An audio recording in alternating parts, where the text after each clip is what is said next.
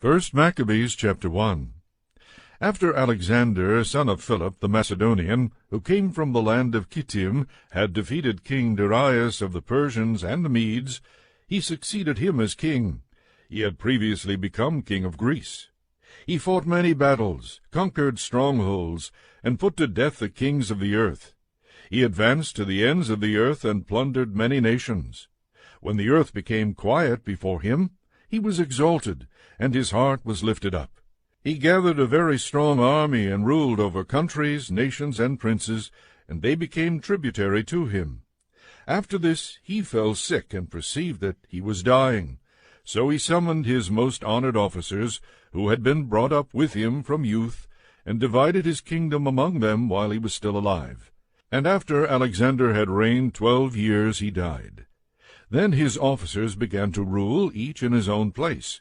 They all put on crowns after his death, and so did their descendants after them for many years, and they caused many evils on the earth. From them came forth a sinful root, Antiochus Epiphanes, son of King Antiochus. He had been a hostage in Rome. He began to reign in the 137th year of the kingdom of the Greeks. In those days certain renegades came out from Israel and misled many, saying, "Let us go and make a covenant with the Gentiles around us, for since we separated from them, many disasters have come upon us." This proposal pleased them, and some of the people eagerly went to the king, who authorized them to observe the ordinances of the Gentiles.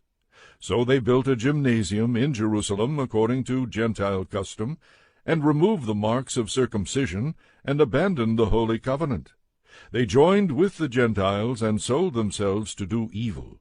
When Antiochus saw that his kingdom was established, he determined to become king of the land of Egypt, in order that he might reign over both kingdoms.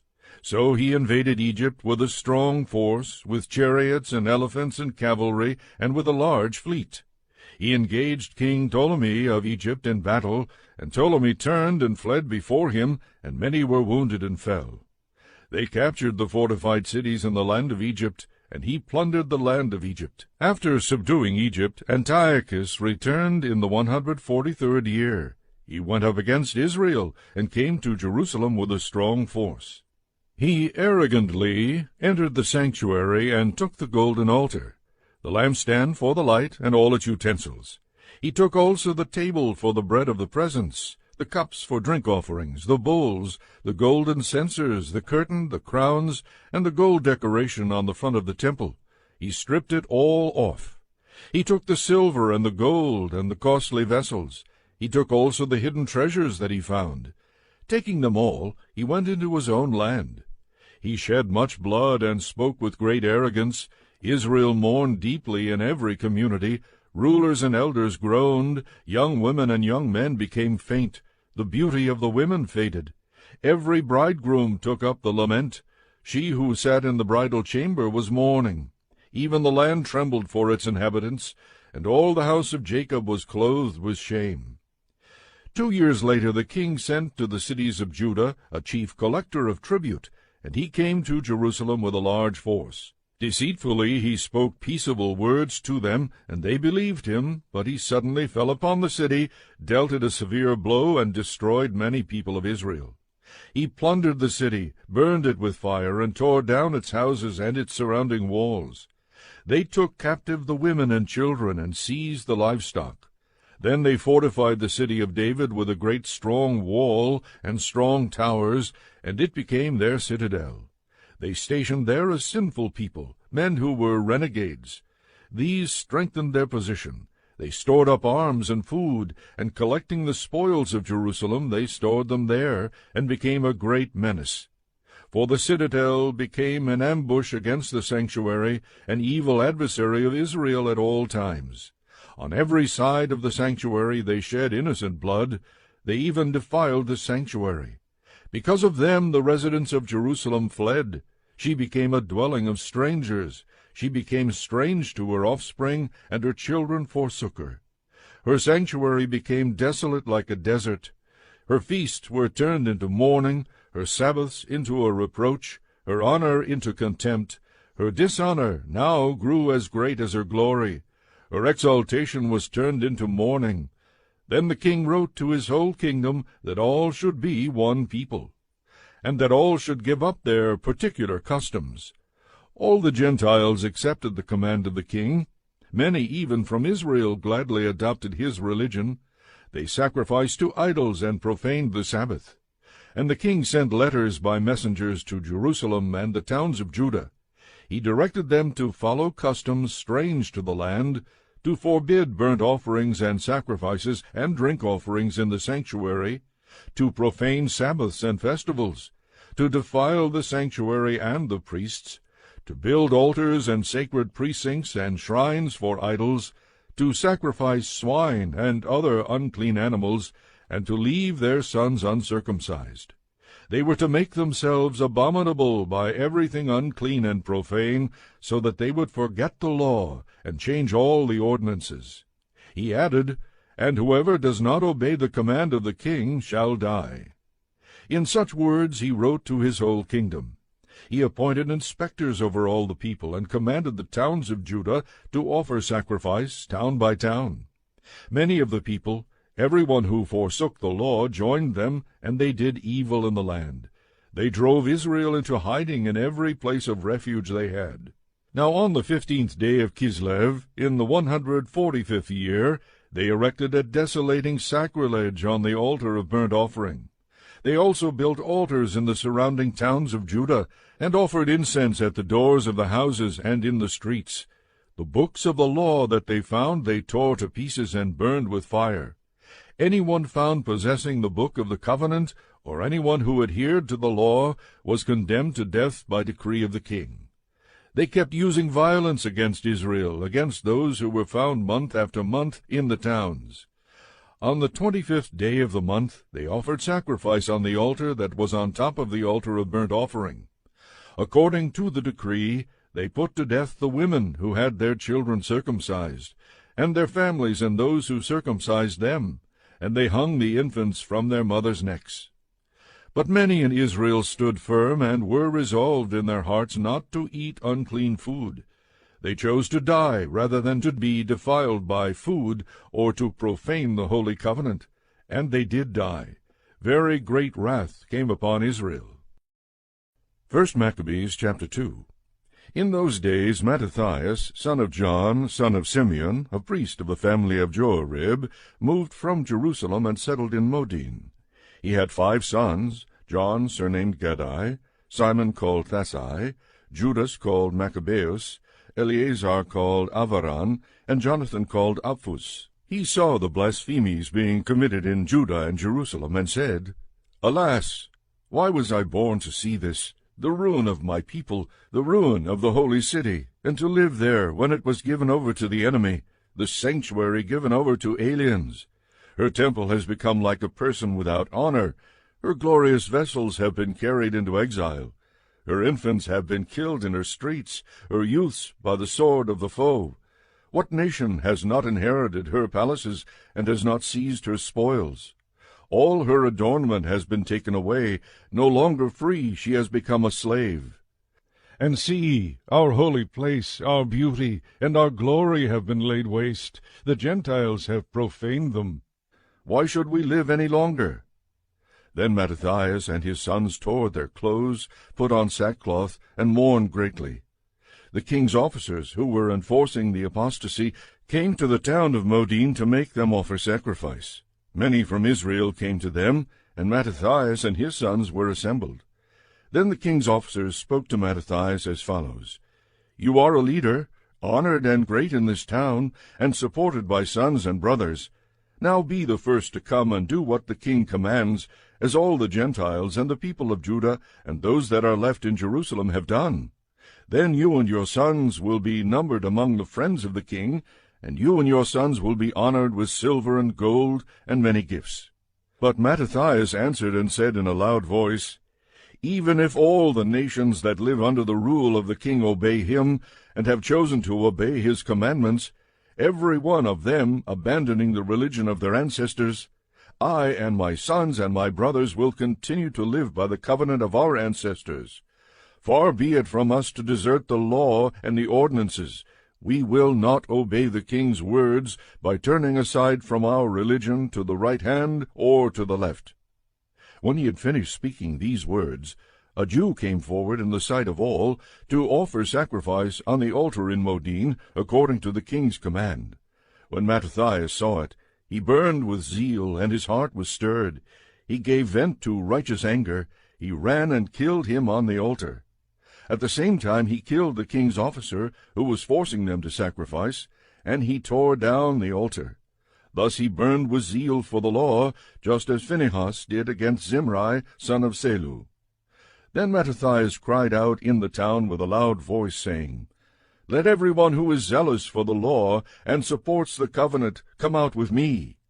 Then he and his sons fled to the hills, and left all that they had in the town.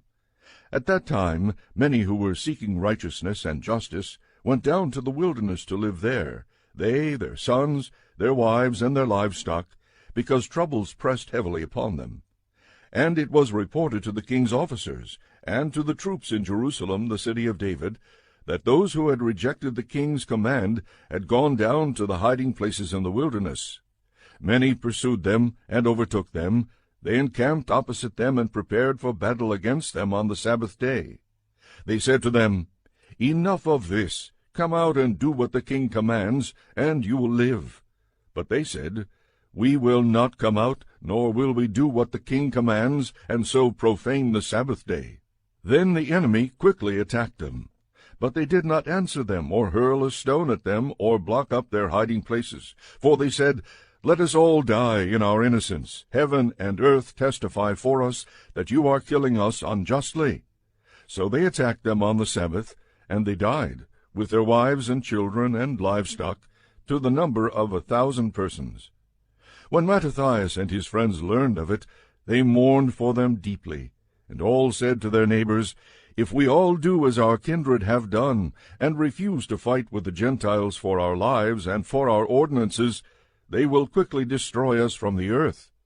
So they made this decision that day: "Let us fight against anyone who comes to attack us on the Sabbath day. Let us not all die as our kindred died in their hiding places." Then there united with them a company of Hasidians, mighty warriors of Israel, all who offered themselves willingly for the law. And all who became fugitives to escape their troubles joined them and reinforced them. They organized an army and struck down sinners in their anger and renegades in their wrath. The survivors fled to the Gentiles for safety. And Mattathias and his friends went around and tore down the altars. They forcibly circumcised all the uncircumcised boys that they found within the borders of Israel. They hunted down the arrogant, and the work prospered in their hands. They rescued the law out of the hands of the Gentiles and kings, and they never let the sinner gain the upper hand. Now the days drew near for Mattathias to die. And he said to his sons, "Arrogance and scorn have now become strong. It is a time of ruin and furious anger. Now, my children, show zeal for the law, and give your lives for the covenant of our ancestors. Remember the deeds of the ancestors, which they did in their generations, and you will receive great honor and an everlasting name. Was not Abraham found faithful when tested, and it was reckoned to him as righteousness? Joseph, in the time of his distress, kept the commandment and became lord of Egypt. Phinehas, our ancestor, because he was deeply zealous, received the covenant of everlasting priesthood. Joshua, because he fulfilled the command, became a judge in Israel. Caleb, because he testified in the assembly, received an inheritance in the land. David, because he was merciful, inherited the throne of the kingdom forever. Elijah, because of great zeal for the law, was taken up into heaven. Hananiah, Azariah, and Mishael believed and were saved from the flame. Daniel, because of his innocence, was delivered from the mouth of the lions. And so observe, from generation to generation, that none of those who put their trust in him will lack strength. Do not fear the words of sinners, for their splendor will turn into dung and worms. Today they will be exalted, but tomorrow they will not be found, because they will have returned to the dust, and their plans will have perished. My children, Be courageous and grow strong in the law, for by it you will gain honor. Here is your brother Simeon, who, I know, is wise in counsel. Always listen to him. He shall be your father. Judas Maccabeus has been a mighty warrior from his youth. He shall command the army for you and fight the battle against the peoples. You shall rally around you all who observe the law, and avenge the wrong done to your people. Pay back the Gentiles in full, and obey the commands of the law. Then he blessed them, and was gathered to his ancestors. He died in the 146th year, and was buried in the tomb of his ancestors at Modian. And all Israel mourned for him with great lamentation. 1 Maccabees chapter 3. Then his son Judas, who was called Maccabeus, took command in his place. All his brothers and all who had joined his father helped him. They gladly fought for Israel. He extended the glory of his people. Like a giant he put on his breastplate. He bound on his armor of war and waged battles, protecting the camp by his sword. He was like a lion in his deeds, like a lion's cub roaring for prey. He searched out and pursued those who broke the law. He burned those who troubled his people. Lawbreakers shrank back for fear of him. All the evildoers were confounded, and deliverance prospered by his hand. He embittered many kings, but he made Jacob glad by his deeds, and his memory is blessed forever. He went through the cities of Judah. He destroyed the ungodly out of the land. Thus he turned away wrath from Israel. He was renowned to the ends of the earth. He gathered in those who were perishing. Apollonius now gathered together Gentiles and a large force from Samaria to fight against Israel. When Judas learned of it, he went out to meet him, and he defeated and killed him. Many were wounded and fell, and the rest fled. Then they seized their spoils, and Judas took the sword of Apollonius and used it in battle the rest of his life. When Seron, the commander of the Syrian army, heard that Judas had gathered a large company, including a body of faithful soldiers, who stayed with him and went out to battle, he said, I will make a name for myself and win honor in the kingdom. I will make war on Judas and his companions, who scorn the king's command. Once again a strong army of godless men went up with him to help him, to take vengeance on the Israelites. When he approached the ascent of Beth-horon, Judas went out to meet him with a small company. But when they saw the army coming to meet them, they said to Judas, How can we, few as we are, fight against so great and so strong a multitude? And we are faint, for we have eaten nothing today.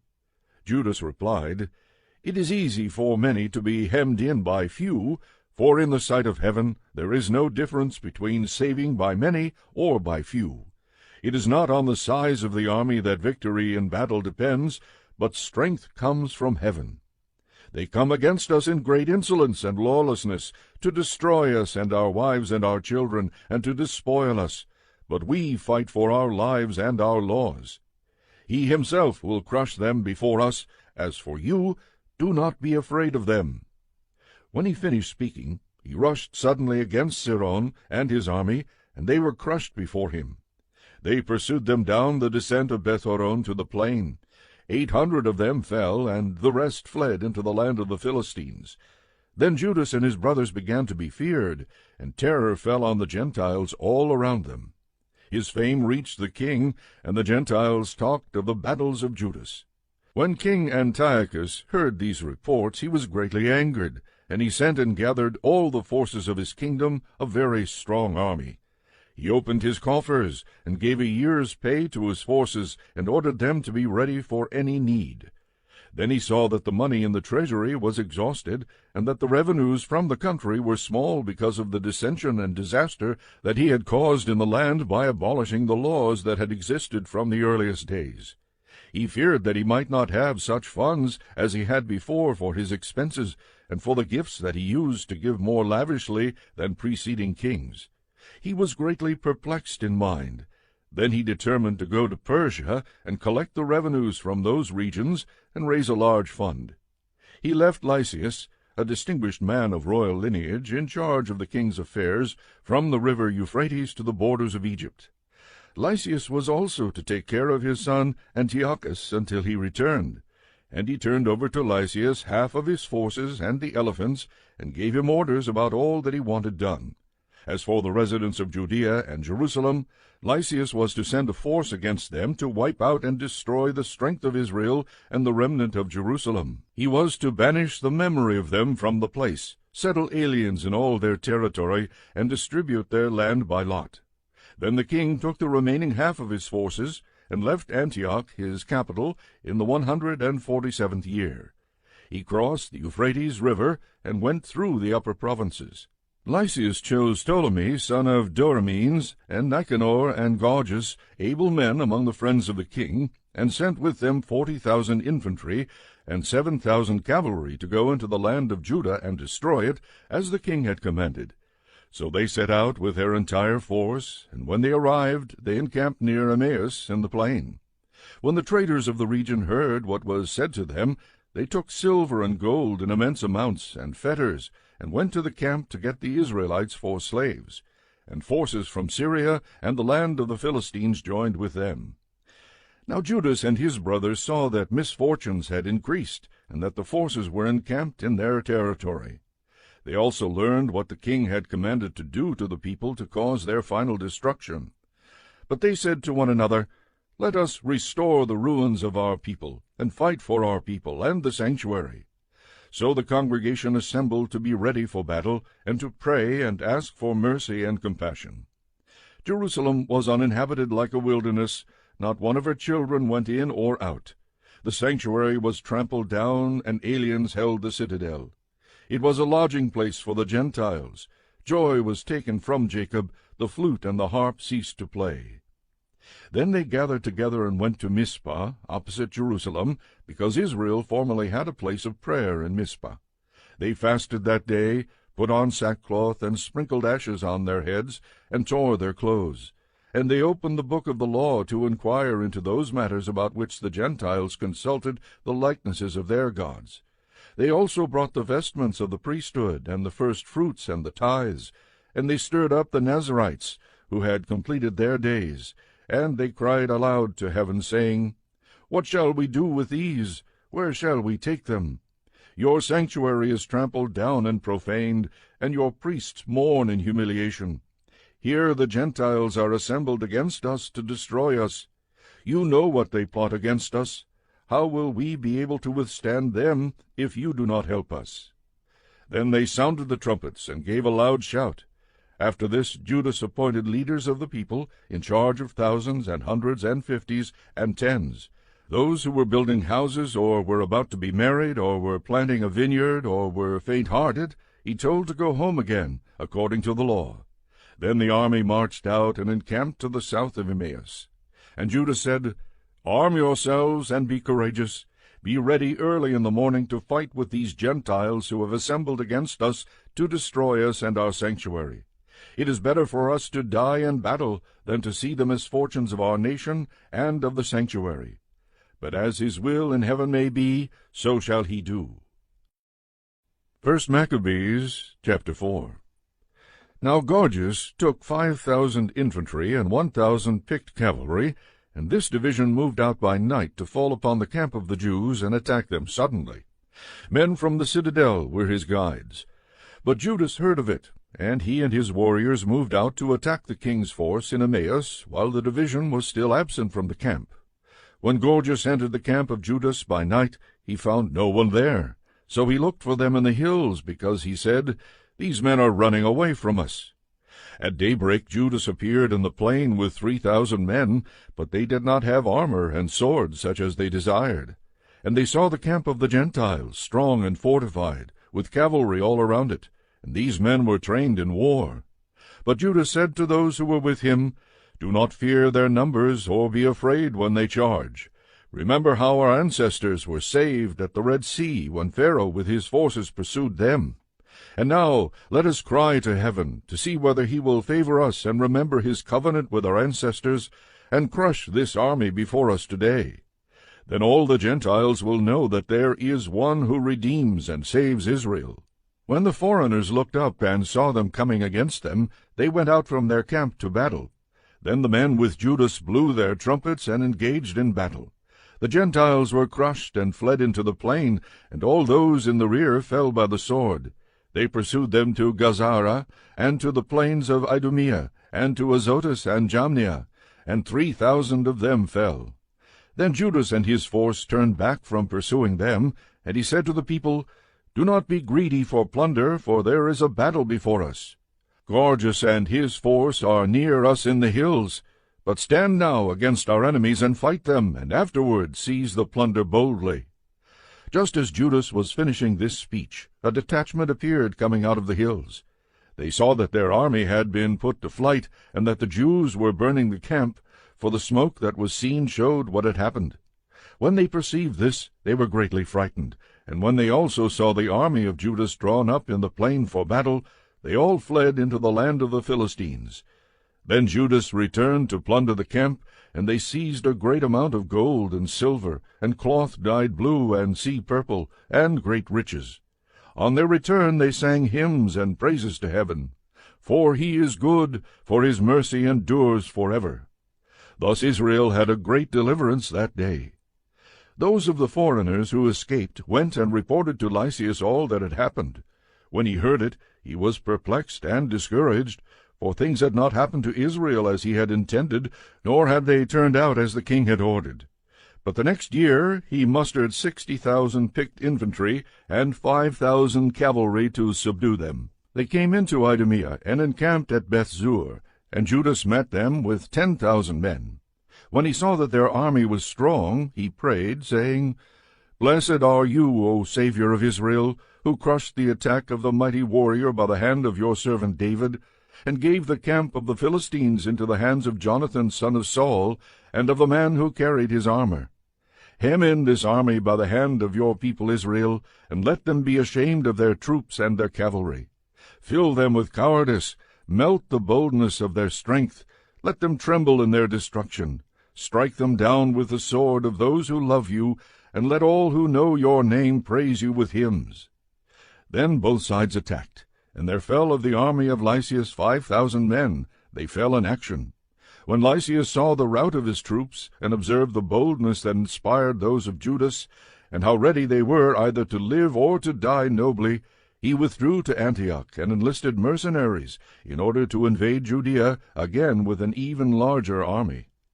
Then Judas and his brothers said, "See, our enemies are crushed. Let us go up to cleanse the sanctuary and dedicate it." So all the army assembled and went up to Mount Zion. There they saw the sanctuary desolate, the altar profaned, and the gates burned. In the courts they saw bushes sprung up, as in a thicket, or as on one of the mountains. They saw also the chambers of the priests in ruins. Then they tore their clothes and mourned with great lamentation. They sprinkled themselves with ashes and fell face down on the ground. And when the signal was given with the trumpets, they cried out to heaven. Then Judas detailed men to fight against those in the citadel until he had cleansed the sanctuary. He chose blameless priests devoted to the law, and they cleansed the sanctuary and removed the defiled stones to an unclean place. They deliberated what to do about the altar of burnt offering, which had been profaned. And they thought it best to tear it down, so that it would not be a lasting shame to them that the Gentiles had defiled it.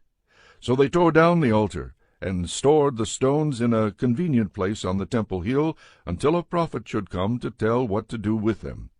Then they took unhewn stones, as the law directs, and built a new altar like the former one. They also rebuilt the sanctuary and the interior of the temple, and consecrated the courts. They made new holy vessels, and brought the lampstand, the altar of incense, and the table into the temple. Then they offered incense on the altar, and lit the lamps on the lampstand, and these gave light in the temple.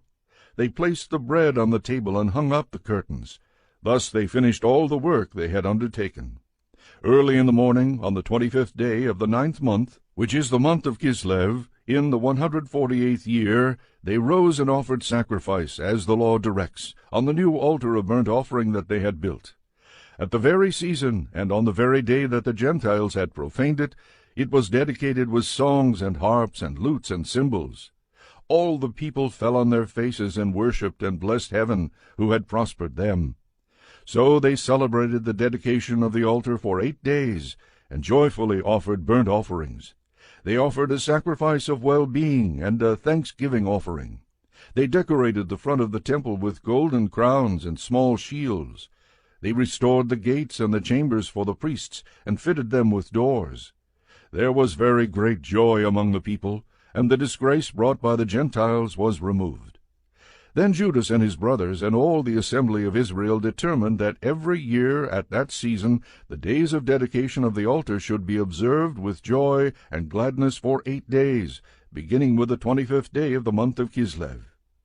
At that time they fortified Mount Zion with high walls and strong towers all around, to keep the Gentiles from coming and trampling them down as they had done before. Judas stationed a garrison there to guard it. He also fortified Bethzur to guard it, so that the people might have a stronghold that faced Idumea. 1 Maccabees chapter 5. When the Gentiles all around heard that the altar had been rebuilt and the sanctuary dedicated as it was before, they became very angry, and they determined to destroy the descendants of Jacob who lived among them. So they began to kill and destroy among the people. But Judas made war on the descendants of Esau in Idumea at Acrabetin, because they kept lying in wait for Israel. He dealt them a heavy blow, and humbled them, and despoiled them. He also remembered the wickedness of the sons of Beon, who were a trap and a snare to the people, and ambushed them on the highways. They were shut up by him in their towers, and he encamped against them, vowed their complete destruction, and burned with fire their towers and all who were in them. Then he crossed over to attack the Ammonites, where he found a strong band and many people, with Timothy as their leader. He engaged in many battles with them, and they were crushed before him. He struck them down. He also took Jazer and its villages. Then he returned to Judea. Now the Gentiles in Gilead gathered together against the Israelites who lived in their territory, and planned to destroy them. But they fled to the stronghold of Dathema, and sent to Judas and his brothers a letter that said, "The Gentiles around us have gathered together to destroy us. They are preparing to come and capture the stronghold to which we have fled, and Timothy is leading their forces. Now then come and rescue us from their hands, for many of us have fallen, and all our kindred who were in the land of Tob have been killed. The enemy have captured their wives and children and goods, and have destroyed about 1,000 persons there." While the letter was still being read, other messengers, with their garments torn, came from Galilee and made a similar report. They said that the people of Ptolemais and Tyre and Sidon, and all Galilee of the Gentiles, had gathered together against them to annihilate us. When Judas and the people heard these messages, a great assembly was called to determine what they should do for their kindred, who were in distress and were being attacked by enemies. Then Judas said to his brother Simon, "Choose your men, and go and rescue your kindred in Galilee. Jonathan my brother, and I will go to Gilead." But he left Joseph, son of Zechariah, and Azariah, a leader of the people, with the rest of the forces in Judea to guard it. And he gave them this command: "Take charge of this people, but do not engage in battle with the Gentiles until we return." Then 3,000 men were assigned to Simon to go to Galilee, and 8,000 to Judas for Gilead. So Simon went to Galilee and fought many battles against the Gentiles, and the Gentiles were crushed before him. He pursued them to the gate of Ptolemais. As many as 3,000 of the Gentiles fell, and he despoiled them. Then he took the Jews of Galilee and Arbata, with their wives and children, and all they possessed, and led them to Judea with great rejoicing. Judas Maccabeus and his brother Jonathan crossed the Jordan, and made 3 days' journey into the wilderness. They encountered the Nabateans, who met them peaceably, and told them all that had happened to their kindred in Gilead. Many of them have been shut up in Bozrah and Basor, in Alima and Chaspho, Maked and Karnaim. All these towns were strong and large. And some have been shut up in the other towns of Gilead. The enemy are getting ready to attack the strongholds tomorrow, and capture and destroy all these people in a single day. Then Judas and his army quickly turned back by the wilderness road to Bozrah, and he took the town, and killed every male by the edge of the sword. Then he seized all its spoils, and burned it with fire. He left the place at night, and they went all the way to the stronghold of Dathema. At dawn they looked out, and saw a large company, which could not be counted, carrying ladders and engines of war to capture the stronghold, and attacking the Jews within. So Judas saw that the battle had begun, and that the cry of the town went up to heaven, with trumpets and loud shouts. And he said to the men of his forces, "Fight today for your kindred." Then he came up behind them in 3 companies, who sounded their trumpets and cried aloud in prayer. And when the army of Timothy realized that it was Maccabees, they fled before him, and he dealt them a heavy blow. As many as 8,000 of them fell that day. Next he turned aside to Meapha, and fought against it, and took it. And he killed every male in it, plundered it, and burned it with fire. From there he marched on, and took Chospho, Maked, and Bosor, and the other towns of Gilead. After these things Timothy gathered another army, and encamped opposite Raphon, on the other side of the stream. Judas sent men to spy out the camp, and they reported to him, "All the Gentiles around us have gathered to him. It is a very large force.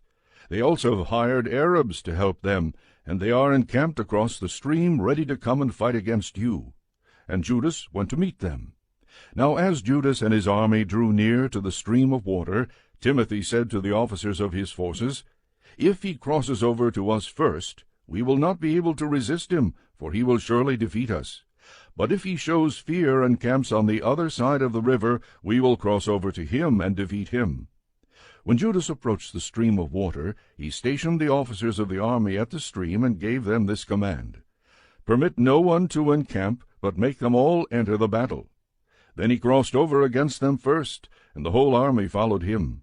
All the Gentiles were defeated before him, and they threw away their arms, and fled into the sacred precincts of Carnaim. But he took the town, and burned the sacred precincts with fire, together with all who were in them. Thus Carnaim was conquered. They could stand before Judas no longer. Then Judas gathered together all the Israelites in Gilead, the small and the great, with their wives and children and goods, a very large company, to go to the land of Judah. So they came to Ephron. This was a large and very strong town on the road, and they could not go around it, to the right or to the left. They had to go through it. But the people of the town shut them out, and blocked up the gates with stones. Judas sent them this friendly message: "Let us pass through your land to get to our land. No one will do you harm. We will simply pass by on foot." But they refused to open to him. Then Judas ordered proclamation to be made to the army that all should encamp where they were. So the men of the forces encamped, and he fought against the town all that day and all the night, and the town was delivered into his hands. He destroyed every male by the edge of the sword, and razed and plundered the town. Then he passed through the town over the bodies of the dead. Then they crossed the Jordan into the large plain before Bethshan. Judas kept rallying the laggards and encouraging the people all the way until he came to the land of Judah. So they went up to Mount Zion with joy and gladness, and offered burnt offerings, because they had returned in safety. Not one of them had fallen.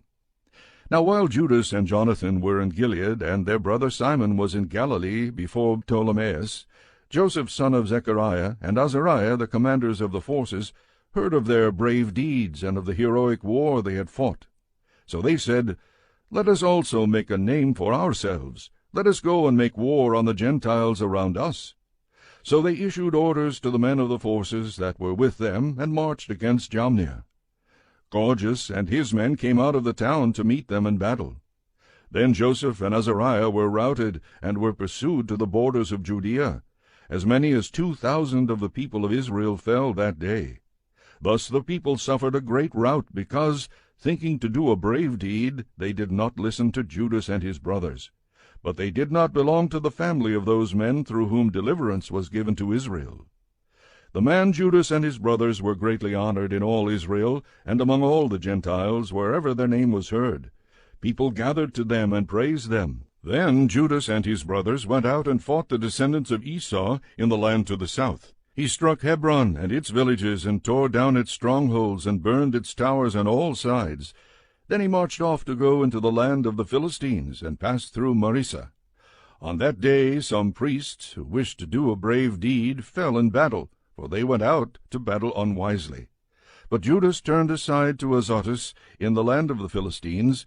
He tore down their altars, and the carved images of their gods he burned with fire. He plundered the towns, and returned to the land of Judah.